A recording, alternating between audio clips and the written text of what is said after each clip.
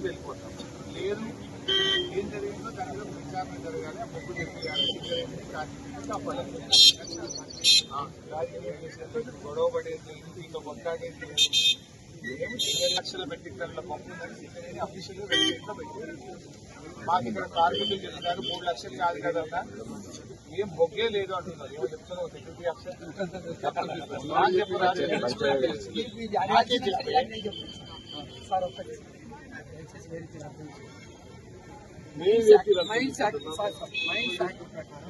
Clear permission తీసుకుంటే వాళ్ళ safety సంబంధించిన వీరన్నా ఐదు కేటీఆర్ మన ఒక నిమిషం సెక్యూరిటీ ఆఫీసర్ గారు, మేము అండర్ గ్రౌండ్ పోతలేము, బొగ్గు ఉత్పత్తి చేసే ఓపెన్ క్యాస్ట్ పోతలేము. మేము అసలు మీ పనులకు ఎక్కడ ఆటంకం కలిగించము. ఆడ పక్కకు స్టాక్ డంపు పోసినాము అంటున్నారు. డంపు ఉన్నదా లేదా చూస్తే వెళ్ళిపోతాం అంతే.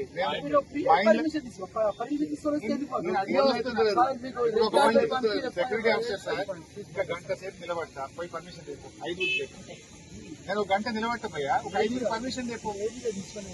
పర్వాలేదు బాయ్ సార్, ఇప్పుడు ఏమున్నది, I will wait for 1 hour, పోయి పర్మిషన్ తెప్పు.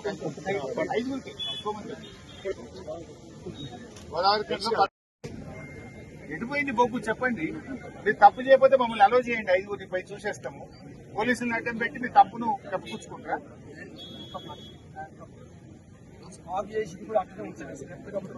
అరే ఉంటే చూసి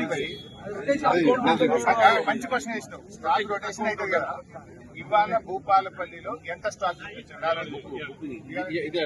ఇవాళ 3,05,000 మెట్రిక్ టన్నులు. 3 లక్షలు ఉందా చూద్దాం. 3 లక్షలు 5,000 బొక్కుంటే నేను సారీ చెప్పి వెళ్ళిపోతా, రాజీనామా చేసి వెళ్ళిపోతా. లేదాడ బొక్కు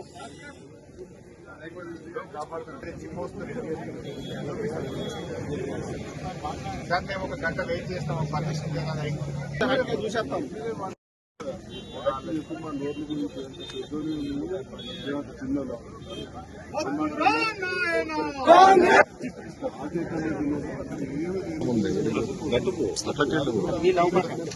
నిన్న వీడియో తీసుకుని నాకు పంపిండు, చూపిస్తాను.